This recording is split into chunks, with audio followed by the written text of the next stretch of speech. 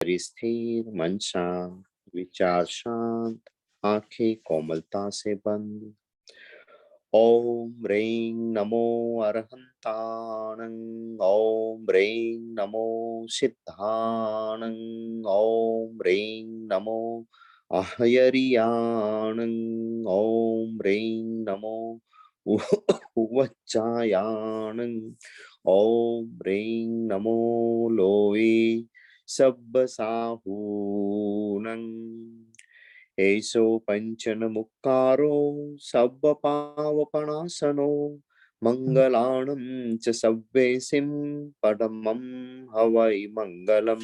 परमं हवै मङ्गलम्। नमो मङ्गलमुक्तिस्थम् अहिंसा संयमोत्तवो।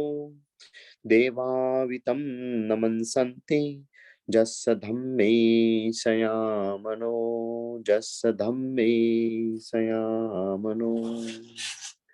परम आराध्य के श्री चरणों वंदन, सदगुरु के पावन चरणों वंदन। अध्यात्म प्रेम भाइयों बहनों,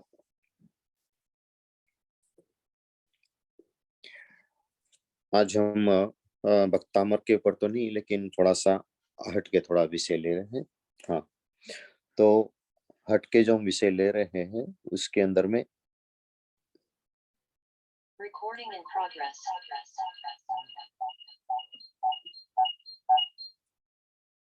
सॉरी, तो उस विषय के ऊपर बहुत ही इम्पोर्टेंट विषय है हमारे यहाँ पर, यानी कि जैन धर्म के अंदर में इस बात को माना गया है कि संसार के अंदर में जो भी कुछ होता है उसमें 5 चीजों का समवाय होता है। 5 चीजों का समवाय का मतलब है 5 चीजों के आधार पर ही कोई ना कोई घटना हमारे जीवन के साथ में चलती है।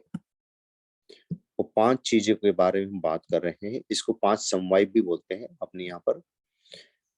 तो 5 चीजें ऐसी है जो हमारे जीवन के लिए बहुत ही समझने वाली चीज भी होती है, और उस समझने के साथ में उसके अंदर में कुछ हम चाहे तो पुरुषार्थ भी कर सकते हैं, मतलब अच्छा मेहनत भी कर सकते हैं ताकि आप उसमें से बाहर आ सकते हैं। तो 5 चीजें कौन सी है? तो सबसे पहले कहा है काल। काल का मतलब हम जानते हैं, ये जो हमारे ढाई डिप के अंदर में चलने वाला काल, क्योंकि काल जो है वो ढाई डिप के अंदर में भ्रमण करता है। बाकी की जगह का काल जो है स्थिर काल है। वो स्थिर काल का मतलब है वहां पर इसे दिन रात के रूप में काल नहीं होता है, जैसे नरक में है, स्वर्ग में है। और ढाई डिप से बाहर जो है वो इस रूप का काल नहीं है, जैसे 24 घंटे वाला होता है, या फिर मानो कि सूर्य चंद्र का भ्रमण होता है और ग्रह नक्षत्रों का भ्रमण होता है। तो उस रूप का काल ढाई डिप के बाहर माना नहीं गया है ना। तो वो काल जो है उसके आधारित हमारा जीवन जो है निर्धारित होता है, जिसको हम ग्रह नक्षत्र भी कह सकते हैं। तो ये काल है जिसके आधार पर सर्दी गर्मी, है ना, ये सब सारी प्रकृतियां जो है काम करती है। बारिश का आना, है ना, अकाल भी पड़ना, ये सब काल का एक अपना प्रभाव माना जाता है। जैसे अभी हम कहते हैं कि अभी हमारा कौन सा काल चल रहा है? पंचम काल चल रहा है। पंचम आरा चल रहा है ना, पंचम आरा चल रहा है। जिस पंचम आरे के अंदर में क्या नहीं हो सकता है? मोक्ष नहीं मिल सकता है, और बहुत सारी चीजें जो है इस पंचम आरे में होती नहीं है। जो चीजें चौथे आरे में होती है वो तीसरे आरे में नहीं होती है। तीसरे आरे में जो होता है वो चौथे आरे में नहीं होता है। जो चौथे आरे में होता है वो पंचम आरे में नहीं होता है, और जो पंचम आरे में होता है वो छठे आरे में नहीं होता है। तो ये एक काल का अपना एक पीरियड होता है जिसका समय बदलने से, सारा बदलने से बहुत सारी चीजें जो बदल जाती है। तो पहला है काल। दूसरा है स्वभाव। स्वभाव का यहाँ पर मतलब है जिसका स्वभाव, जिसे हम व्यवहारिक रूप में जो कहते हैं, जो मूल स्वभाव है वो तो बदला नहीं जाता है। मूल स्वभाव का मतलब जानते हैं ना, जिसका जैसा स्वभाव है उसको बदला नहीं जा सकता, लेकिन जिसको हमने स्वभाव मान लिया है उसको हम बदल सकते हैं। जिसको हमने स्वभाव मान लिया है उसको हम बदल सकते हैं।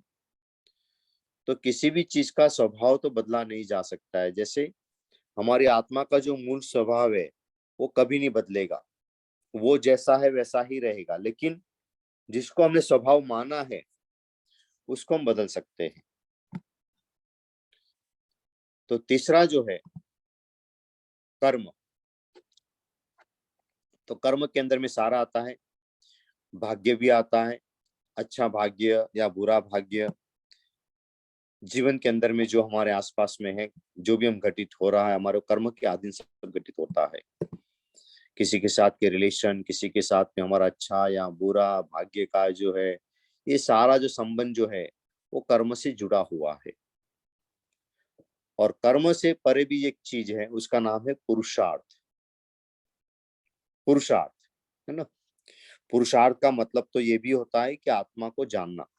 पुरुष माने आत्मा, आत्मा के अर्थ को जानना भी पुरुषार्थ कहते हैं ना। तो पुरुषार्थ यानी कि जो आत्मा को जागृत करता है वो आदमी बहुत कुछ कर सकता है, क्योंकि जिसकी आत्मा शक्ति जागृत हो जाती है, आत्मा की अंतस चेतना जागृत हो जाती है, वो बहुत कुछ कर सकता है। तो क्या क्या कर सकता है?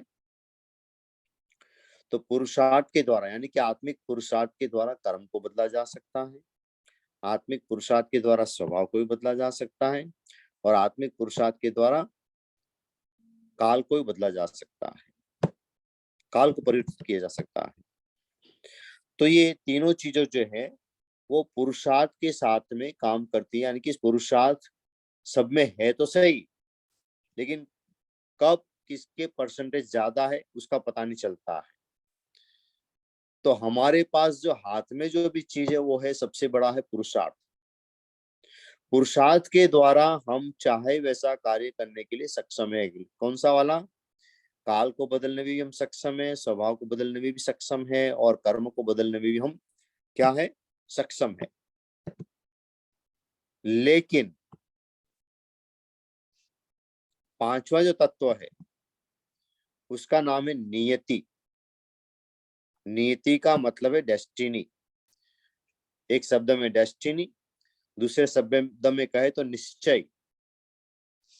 निश्चय, निश्चय को हम बदल नहीं सकते, जो पहले से फिक्स हो चुका है, जिसको हम निकाचित भी बोलते हैं, तो उसको हम बदल नहीं सकते हैं। लेकिन उसको बदल तो नहीं सकते हैं, लेकिन उसके लिए हम पुरुषार्थ जरूर करते हैं। पुरुषार्थ हमें उसके लिए भी जरूर करना पड़ता है। जैसे आपको किसी ने कहा कि भाई आप तो बहुत पैसे वाले आदमी बनने वाले हो, है ना। काल के आधारित, गणना के आधारित किसी ने कह दिया कि भाई आपके पास तो बहुत पैसे आने वाले हैं, बहुत कुछ होने वाला है। तो आपने सोचा अब तो मुझे मिलने वाला है, तो मुझे कुछ करने की जरूरत नहीं। तो हाथ पे हाथ जोड़ के आप बैठ गए। तो हाथ पे हाथ जोड़ के बैठ जाने से क्या आपके पास वो चीज आ जाएगी? नहीं, उसके लिए भी आपको पुरुषार्थ तो करना ही पड़ेगा। आपकी नीति में है, निश्चय में है, लेकिन उसके लिए आपको पुरुषार्थ करना होगा। जैसे आपके भाग्य में, आपकी किस्मत में लिखा है कि भाई आपको खाना मिलेगा, तो खाना मानो कि आपको परोस के किसी ने थाली में दे भी दिया, पास में रख भी दिया, लेकिन आप हाथ जोड़ के बैठ जाओ, भाई मेरी नीति में तो था, खाना मिल गया, अब मैं हाथ जोड़ के बैठा हूं, अभी अपने आप मेरे मुंह में भी चला जाएगा, अपने आप पाचन भी हो जाएगा। क्या ऐसा होता है कभी? ऐसा नहीं होगा। तो उसको खाने को आपको उठा के मुंह में रखने का तो पुरुषार्थ तो करना ही पड़ेगा।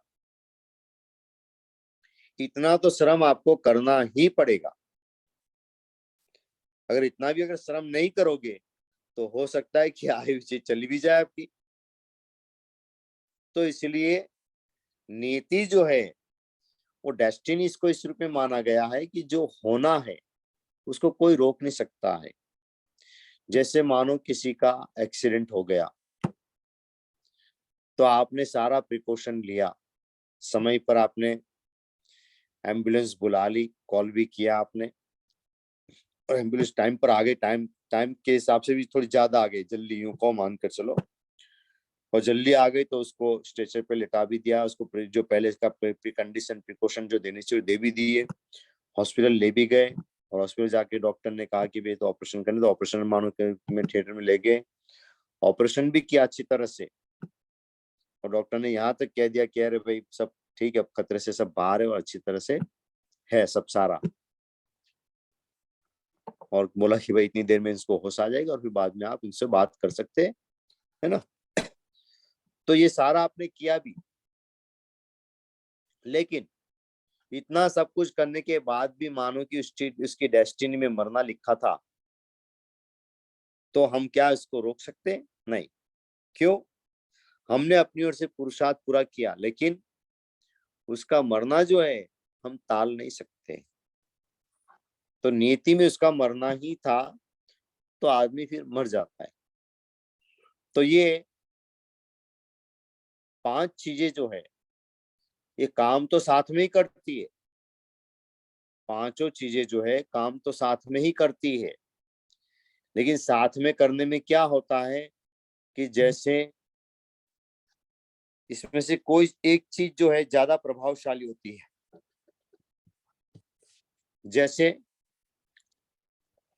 कई लोग होते हैं जीवन के अंदर में, उसको पूछो कैसे है, ठीक है, अरे क्या करे, मेरे तो कर्म ही ऐसे है ना, पता नहीं कौन से कर्म किए हैं जो मतलब, आप समझे ना, वो कर्मों पर रोने वाला होता है आदमी, वो कर्म कर्म कर्म के ऊपर रोता रहता है, अरे पता नहीं कौन से कर्म किए, कैसे किए, जो ऐसा हुआ वैसा हुआ जो भी है ना, तो उस आधार पे जीने वाले लोग, तो कर्मों के आधार पर जीने वाले, कई स्वभाव से दुखी वाले होते हैं, स्वभाव से दुखी, जिनका स्वभाव ही ऐसा नेचर बना होता है, जिसको चाहे कितना ही अच्छा करो, लेकिन शिकायत करने का अगर मौका मिलता है तो शिकायत जरूर करेंगे। एक छोटा सा एग्जाम्पल बताया गया है, समझाया गया है, सास बहू थे, तो बहू नई नई आई हुई थी, तो अब नए नए हैं, तो अभी नए घर में नई जगह पे थोड़ा सा काम करना भी होता है, तो थोड़ा सा संकोच भी होता है, फिर खाना पीना बनाना भी जो होता है, तो उसमें थोड़ा सा अपने घर में मानो कि 2 लोगों का खाना बनाते थे या 3 लोगों का खाना बनाते थे, अब यहाँ पर मानो कि आगे तो यहाँ 5-6 लोगों का खाना बनाना था, तो उस खाना बनाने में थोड़ा बहुत मसाला जो है डालने का गणित अभी बैठता नहीं, हिसाब किताब बैठता नहीं है ना, जल्दी से बैठता नहीं हाथ, क्यों? क्योंकि जो पहले जो आप बनाते थे घर पे तो 3 लोगों का बनाते थे, अब यहाँ पर 6 लोगों का बनाना है, तो उसमें थोड़ा सा उसको गणित हिसाब किताब बैठता नहीं है कभी कभार, तो क्या होगा, थोड़ा बहुत इसी विसी ऊपर जो हो सकता है ना। तो उसने मानो कि आ, खाना बनाया, तो खाना दूसरे खाना तो सब ठीक बना, एक कड़ी बनाई, मानो कि कड़ी के अंदर मानो कि थोड़े बहुत नमक जरा हल्का सा ज्यादा हो गया,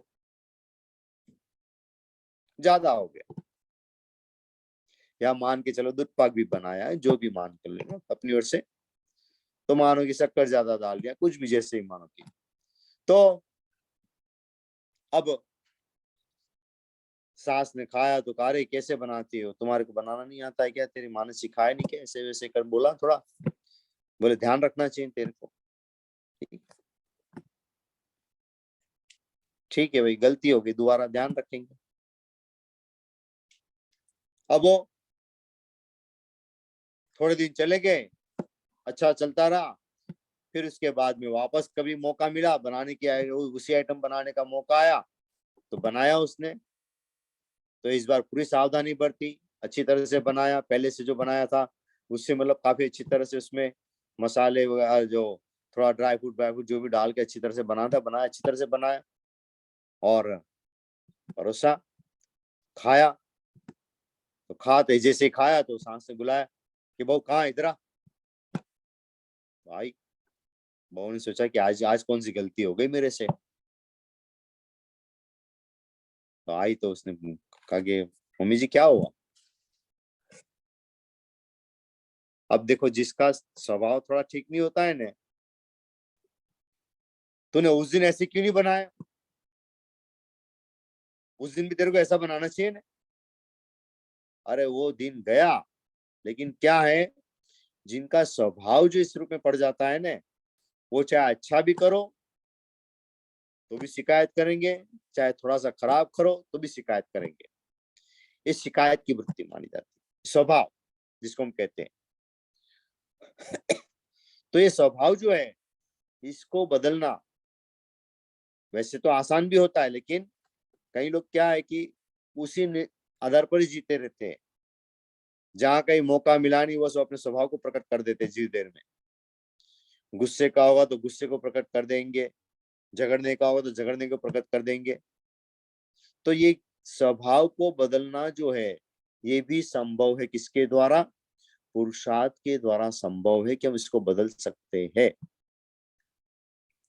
लेकिन मैंने कहा, पांचों चीज जो है एक साथ में काम करती है। एक साथ में काम करने का मतलब है, जैसे काल का अगर प्रभाव ज्यादा होगा तो उस समय दूसरी चीजों का प्रभाव कम हो जाएगा, उसके परसेंट कम हो जाएंगे। मानो काल का आपका 60% है, तो बाकी के 40% में चारों आ जाएंगे। किसी का 10, किसी का 8, किसी का 12, किसी का 5, किसी का थोड़ा है, तो ऊपर नीचे तरतमता रहेगी उसकी, लेकिन होंगे पांचों ही। ऐसा नहीं कि केवल एक ही आगे हो और बाकी दूसरे वहां पर कोई नहीं ना, ऐसा नहीं हो सकता है। होंगे तो पांच साथ में होंगे, लेकिन वो क्या हो जाते, दूसरे जो है स्वभाव जो है, दूसरे जो समवाय है, वो गौण हो जाएंगे, तो वहां पर उसका वो पीछे छुप जाते हैं। तो जो स्वभाव से दुखी है, जो कर्म से दुखी है, वो तो कर्म पर दौड़ते लेते हैं कि भाई मेरा कर्म ऐसा है। तो कर्म के साथ में भाग्य भी आता है, अभाग्य भी आता है। जिसका भाग्य अच्छा नहीं वो भी आता है। तो शुभ भी होता है, अशुभ भी होता है, अच्छा भी है, बुरा भी, दोनों ही तरह के होते कर्म। तो किसी का भाग्य अच्छा नहीं होता है, लेकिन फिर भी अगर पुरुषार्थ अच्छा करता है तो भाग्य को बदला जा सकता है। क्योंकि आज का पुरुषार्थ कल का भाग्य आपका होगा। तो ये कल का पुरुषार्थ आज का भाग्य है, यानी कल का प्रारब्ध आज का भाग्य, और आज का पुरुषार्थ कल का भाग्य हो जाएगा। तो ये डिपेंड करता है कि आप किस रूप में पुरुषार्थ करते हो। काल को बदला जा सकता है पुरुषार्थ के द्वारा। कई लोग काल के अधीन भी जीते हैं, है ना। पता नहीं, मेरे तो बोले कि ग्रह ही ऐसे है, बोले कि मेरा कोई काम होता ही नहीं, मेरा तो जितना करो उतना पता नहीं पीछे ही पड़ जाता है, काम ही नहीं हो पा रहा है मेरा। मेरे ग्रह ही ऐसे है, मेरा ऐसा ही है, मेरा ये क्या है? ये काल के अधीन को जीवन जीने वाले, जो केवल काल को ही मानते कि भाई इसका काल काल काल काल सारा उसी को मानते रहते हैं। तो उस तरह का जीवन जीने से बेटर है पुरुषार्थ का जीवन जीना। क्यों? पुरुषार्थ के द्वारा, मेहनत करने के द्वारा, यानी कि वो आत्मा का पुरुषार्थ करो चाहे संसार में मेहनत करो, रिजल्ट उसका जरूर आता है। रिजल्ट उसका जरूर आएगा आपको, लेकिन हाथ जोड़ के बैठने का नहीं है। तो भगवान ने कहा है, महावीर स्वामी ने भी, पुरुषार्थ करते रहना चाहिए। आत्मिक पुरुषार्थ करते रहो, करते रहो, करते रहो, छोड़ना नहीं है। हम कहते हैं यार पंचम काल में तो कोई मोक्ष मिलता नहीं है, तो क्यों करें, क्यों करें? लेकिन पंचम काल हो चाहे कलयुग का काल हो, लेकिन आपको पुरुषार्थ करना छोड़ना नहीं चाहिए। क्योंकि आज का पुरुषार्थ आपके कल के भाग्य के को बना सकता है। तो आज का अगर आपका गलत पुरुषार्थ भी होगा तो भाग्य आपका गलत बन जाएगा, और आज का अच्छा पुरुषार्थ होगा तो कल का भाग्य आपका अच्छा होगा। तो पुरुषार्थ के द्वारा हम इसको परिवर्तित कर सकते हैं। भाग्यम कहते हैं, एक शब्द में पुण्य भी कहते हैं। पुण्य से आपको सब कुछ मिला है। कहीं को पाप भी होता है तो पाप की वजह से ही मिलता है। कहीं दुख कष्ट भोगते हैं, कहीं कितनी प्रकार की तकलीफें पड़ती है, तो उसका कारण है पाप। और कहीं लोगों को बहुत सारी सुविधा मिल जाती है तो उसका कारण पुण्य है। तो पुण्य के योग से मानो कि आपको सब मिल भी गया, लेकिन आपने उस पुण्य का योग से मिला तो सही, लेकिन आपको उस पुण्य का जो लाभ उठाना चाहिए, किस रूप में उस पुण्य का लाभ उठाना चाहिए कि आपको धर्म ध्यान करके, पुरुषार्थ करके, आत्मा का पुरुषार्थ करके आपको अगले के लिए पुण्यानुबंधी पुण्य जो प्राप्त करना चाहिए। हालांकि करना तो आत्मा के लिए सारा, लेकिन इस जन्म का जो पुण्य है आपका, उसको दोगुना बढ़ाने के लिए या आत्मा का धर्म करने के लिए ज्यादा पुरुषार्थ करना चाहिए। लेकिन अगर आप ज्यादा पुरुषार्थ नहीं करोगे तो यही पुण्य जो है आपका अगले के लिए पाप में कन्वर्ट हो जाएगा। तो आपको जो सुविधा पहले अभी मिली थी जन्म के साथ में, बेसिक सुविधा सारी मिल गई, मकान है, गाड़ी है, खाने पीने की व्यवस्था है, सब सारा आपको मिल गया जन्म के साथ में। लेकिन अगर आपने अच्छा सही दिशा में पुरुषार्थ नहीं किया तो इस जन्म में तो मिल लिया, आपने उसका उपयोग भी कर लिया, भरपूर मात्रा में कर लिया, लेकिन अगला नया पुरुषार्थ अगर नहीं किया तो फिर सब खत्म। तो कई लोग कहते हैं ना, वे बाप दादा का कमाया हुआ इतना है, मुझे क्या करने की जरूरत है, मैं क्यों करूं। लेकिन वो बाप दादा का कमाया हुआ है, चलेगा कितना, चलेगा कितना। तो ये जो बात है, ये समझना चाहिए कि पुरुषार्थ जो है वो हमारे हाथ में है, वो हमारे हाथ में है। और पुरुषार्थ के मामले में तो भगवान भी मौन है। पुरुषार्थ के मामले में तो भगवान भी मौन है। अगर भगवान को पूछा जाए तो भगवान भी उस समय उत्तर नहीं देंगे। क्यों? क्योंकि पुरुषार्थ करना हमारे हाथ में है, हमारे हाथ में। तो ये कुछ चीजें जो है, समवाय की जो चीजें है, वो समझने का प्रयास करने। काल को हम परिवर्तित कर सकते, कैसे करते हैं? काल जैसे अभी मौसम इंडिया में तो ज्यादातर अभी बारिश का मौसम चल रहा है और साथ में गर्मी भी होती है, तो अभी एक तरह से खेती का अच्छा सब काम होता है, तो वो सब सभी बंद हो जाता है, क्योंकि बारिश में ये सब अपने आप खेतों में बारिश के पानी से सब काम चलता है, अपना जो फसल है जो उसके साथ में ले आती है। लेकिन मानो कि अब आप कि सर्दी बहुत अगर पड़ती है और सर्दी के अंदर आपको मानो कि भाई है कि भाई मुझे जब सर्दी में भी अच्छा खेती लेनी है, तो अब क्या करोगे? खास करके नॉर्थ अमेरिका के देशों में देखो, यहाँ पर खैर यूरोप के देशों में और नॉर्थ की तरफ रहने वाले जितने भी देश है, जिसमें यूरोप भी पूरा देख लो या रशिया है या फिर अमेरिका कनाडा जैसे देश देख लो, यहाँ तो ठंड बहुत पड़ती है। तो इतनी सारी ठंड पड़ती है, तो आखिर में अगर मानो कि यहाँ पर इनको अगर मानो इच्छा है कि मानो कि हम कुछ वेजिटेबल उगाना चाहते हैं, वेजिटेबल का जिससे हमें वेजिटेबल मिल सके खाने को, तो क्या करेंगे? क्या इतनी सर्दी में वेजिटेबल हो सकता है क्या? इतनी सर्दी में वेजिटेबल भी हो सकता है? कैसे हो सकता है? हालांकि काल तो किसका है? सर्दी का है, लेकिन फिर भी आजकल नए नए जमाने की टेक्निक आ गई है। क्या कर लेते हैं लोग? डॉम बना देते हैं, डॉम के अंदर में वेजिटेबल की खेती आराम से करते हैं लोग। अंदर ऐसा एनवायरनमेंट खड़ा कर देते हैं, गर्मी का ऐसा माहौल से ऐसे टेम्परेचर खड़ा करते हैं जिसके द्वारा वो आराम से खेती हो जाती है। तो क्या हुआ? ये काल को परिवर्तन करने की प्रक्रिया, पुरुषार्थ के द्वारा काल को परिवर्तन करने की प्रक्रिया। तो ऐसा बहुत सारे मामलों में होता है। बहुत सारी चीजें तो हमारे को पता ही नहीं होती है कि ऐसे भी काल को चैलेंज करने वाली चीजें इस संसार के अंदर में हो रही है। स्वभाव को चैलेंज किया जाता है। आजकल तो आप देखो कि इतना जेनेटिक साइंस इतना आगे बढ़ गया, तो वहां स्वभाव को भी चैलेंज किया जाता है।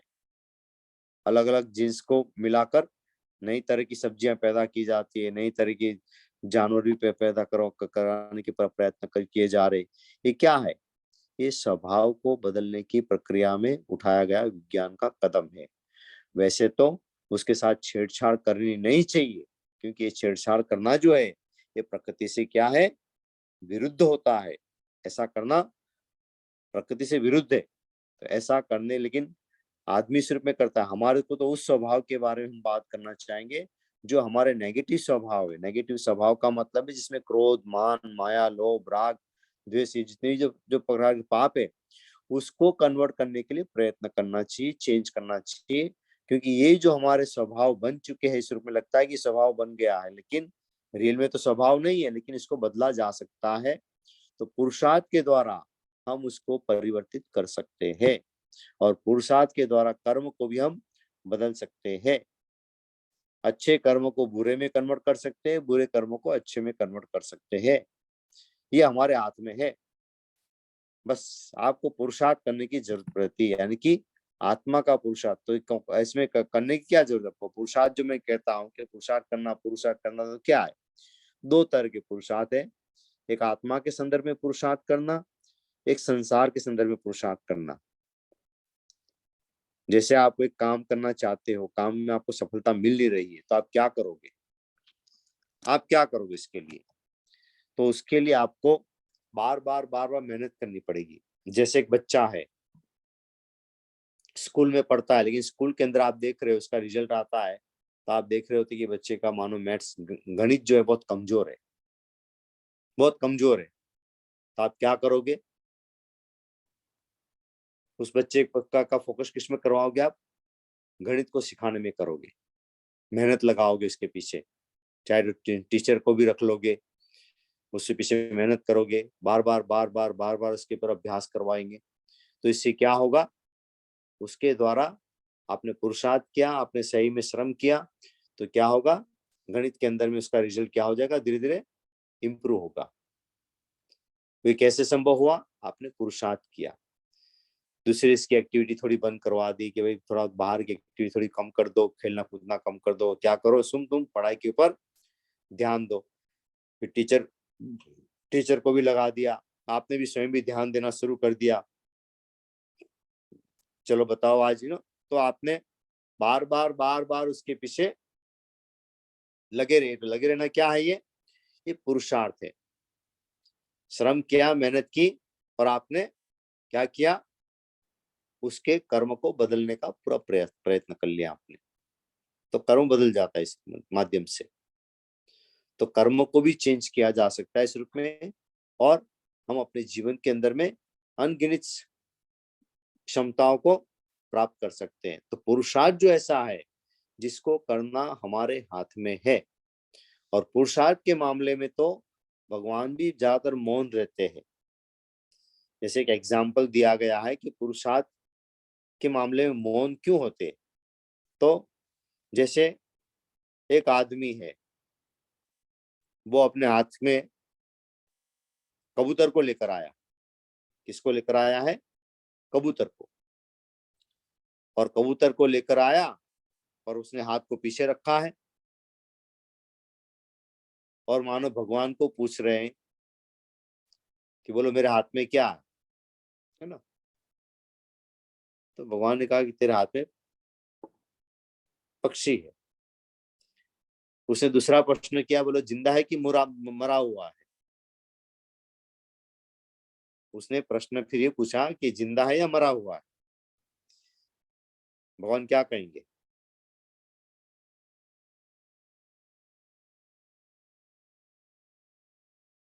आप सोचना थोड़ा, क्या कहेंगे? वहां भगवान भी उत्तर नहीं देंगे। क्यों? क्यों उत्तर नहीं देंगे? क्योंकि वहां पर उत्तर देना जो है, सही भी हो सकता है, गलत भी हो सकता है, दोनों हो सकता है। क्योंकि किसके हाथ में, अभी पक्षी किसके हाथ में है? उस सामने वाला आदमी के हाथ में है।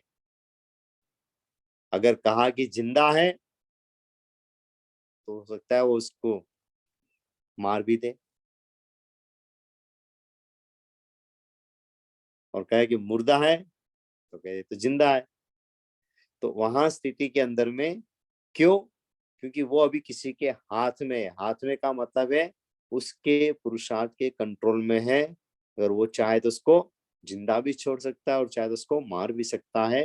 तो इन स्थिति के अंदर में कहते हैं कि मौनम सम्मति लक्षणम, अपने आप को मौन धारण करना चाहिए, अपने को मौन धारण करना चाहिए।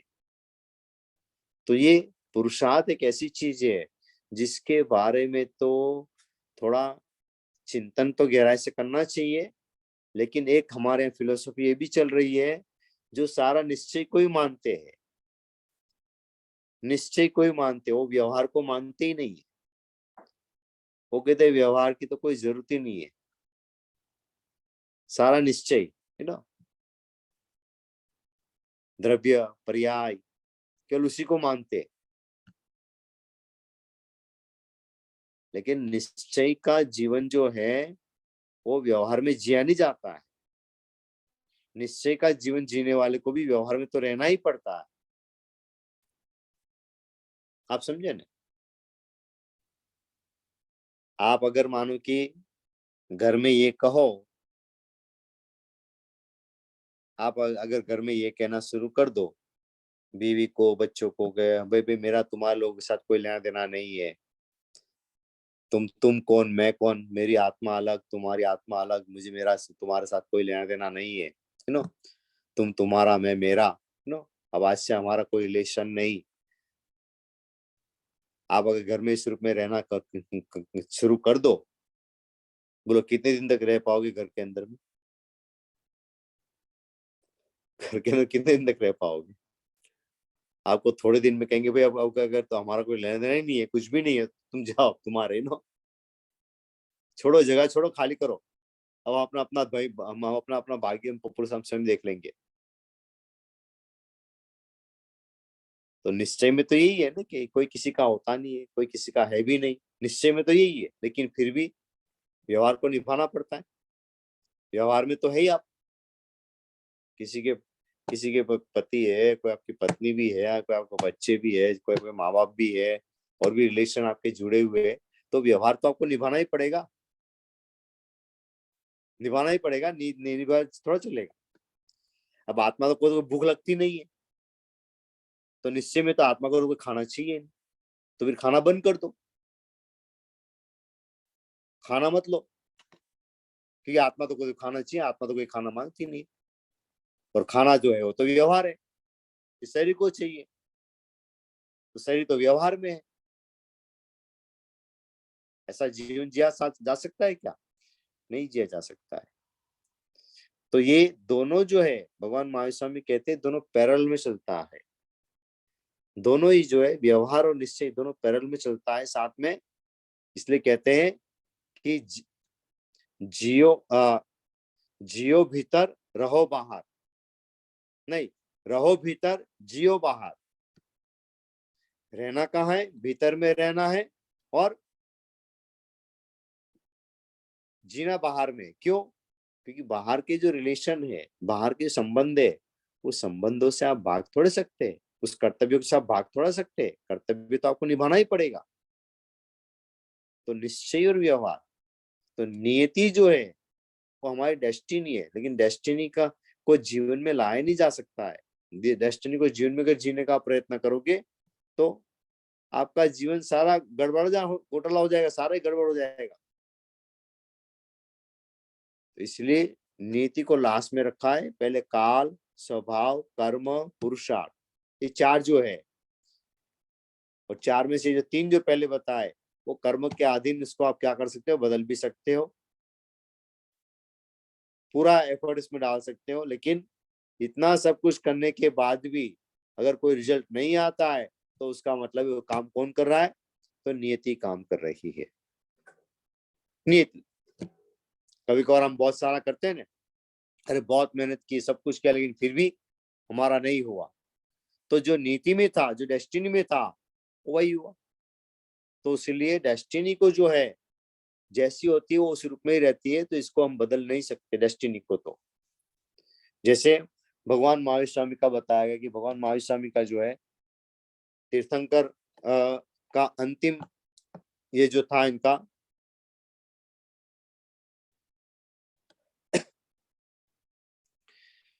उनका अंतिम भाव था ही, इन अंतिम भाव में कितने कर्म थे उनके, कितने कर्म थे, और कितने बहुत सारे कर्म तो निकाचित थे। निकाचित का मतलब उसको भोगे बिना छुटकारा ही नहीं था। तो जो ग्वालिया ने जो कान में खिला डाला वो भी तो निकाचित कर्म था, पूरा निकाचित कर्म। ऐसे बहुत सारे कर्म ऐसे बताए गए हैं भगवान महावीर स्वामी के, जो निकाचित थे, उनको भोगना अवश्यम भावी था, तो वो भोगने पड़े उनको। जन्म के साथ दीवानी कुक्षी में आना, बाद में ये साधना अवस्था में ग्वाले का कान में किले लगाना, उसके अलावा जो त्रिपिस वासुदेव के समय में जो सिंह था, वो उसका भी इसका उनका निकाचित कर्म का था, तो वो भी बताया गया जब 27 भोग का वर्णन करते उसमें वो भी आती बात। तो बहुत सारे कुछ कर्म इनके को निकाचित थे, जो उनको इस कारण से इतने सारे कष्टों को भी भोगना पड़ा इनको। बाकी सामान्य रूप में तीर्थंकर को इतने सारे कष्ट आते नहीं है, लेकिन अब भाव आखिरी था, जो निकाचित कर्म थे तो भोगना तो कंपलसरी था। सामान्य कर्म तो मानो कैसे ही भोग जाए, वो तो मानो मैंने कल बात छेड़ी, समुद्घात की बात छेड़ी, तो उससे भी मिट जाएगा। लेकिन जो निकाचित कर्म होते हैं वो तो आपको क्या करना होता है, यहाँ स्वतः प्रत्यक्ष भोगने का होता है। यहाँ पर निकाचित कर्मों के लिए समुद्घात नहीं करना पड़ता है, निकाचित कर्म के लिए होता ही नहीं उस रूप में, तो वो आपको यहीं पर भोगना पड़ता है, इसी भोग के अंदर में, इसी यहीं पर धरती के ऊपर ही होता है, आसपास में भोगना पड़ता है इनको, कहीं पर किसी न किसी निमित्त से, किसी न किसी रूप में वो कर्म आपके। तो ये 5 चीजें जो है जैन धर्म के अंदर बताई गई है, समवाय जिसको कहा है, कि 5 चीजों से ही हमारे जीवन के अंदर में जो भी घटित होता है, ये 5 चीज मिलकर ही होता है। जैसे हम 5 उंगली को मिलाते हैं तो कुछ कार्य हम ठोस कर पाते हैं, एक उंगली पूरा ठोस काम नहीं करेगी, 2 उंगली से भी थोड़ा बहुत तो काम हो जाएगा, 3 से ज्यादा बढ़ जाएगा, 4 से ज्यादा हो जाएगा, और 5 मिला लेंगे तो पूरी मुट्ठी बन जाएगी और पूरा काम करेगा वो। तो वो ये 5 चीजें जो है हमारे जीवन के अंदर में, ये बहुत मायना रखती है। इसको हमारे यहाँ पर समवाय भी कहा है। इस 5 चीजों के आधार पर हम जीवन को अच्छी तरह से प्रतिपादित कर सकते हैं। इसको वापस रिपीट कर रहा हूं, काल, स्वभाव, कर्म, पुरुषार्थ और नियति। यानी कि नीति का मतलब निश्चित, निश्चय, और डेस्टिनी जिसको हम कहते हैं, जो जैसा होना है वैसा होके ही रहता है, उसको हम कहते हैं नीति।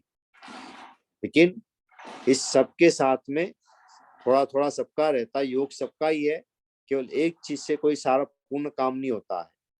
कहीं कोई एक चीज पूरी 100% नहीं होती है, 100% कोई एक चीज होती ही नहीं है, उसमें कहीं ना कहीं किसी न किसी का पार्ट तो जरूर रहेगा। चाहे वो 2% मान के चलो, 2% तो उसका एग्जिस्टेंस ऐसा रहता है कि वो रहेगा ही रहेगा, वो कहीं भी जा नहीं सकता है, किसी भी रूप में खत्म नहीं हो सकता है वो।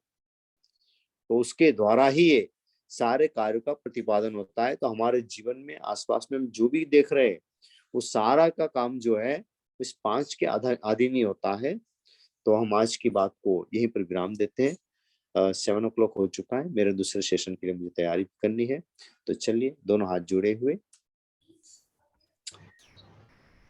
नमो रंताणं, नमो सिद्धाणं, नमो आर्याणं, नमो उज्जाणं, नमो लोय सब्ब साहूणं, एषो पंचन मुक्कारो सब्ब पावपणाशनो मंगलानं च सब्बे सिं पठमं हवै मंगलम। श्री श्री चत्तारि मंगलम हरंता मंगलम सिद्धा मंगलम साहू मंगलम केवली प्रणतो धम्मो मंगलम। चत्तारि लोकुतमा हरंता लोकुतमा सिद्धा लोकुतमा साहू लोकुतमा केवली प्रणतो धम्मो लोकुतमो। चत्तारि शरणं पौज्जामि हरन्ति शरणं पौज्जामि सिद्धे शरणं पौज्जामि साहू शरणं पौज्जामि केवली प्रणतम धम्मं शरणं पौज्जामि। ये चारों ही शरणा सगा और सगो कोई, जे भवि प्राणी आदर क्षय अमृत अंगूठे अमृत बसे लब्धि तना बंदार। श्री गुरु गौतम ने समरी सदा मनवांचित फल दातार भावे भावना भावे भावे दीजिए दान भावे धर्माराधे पामे पद निर्वाण।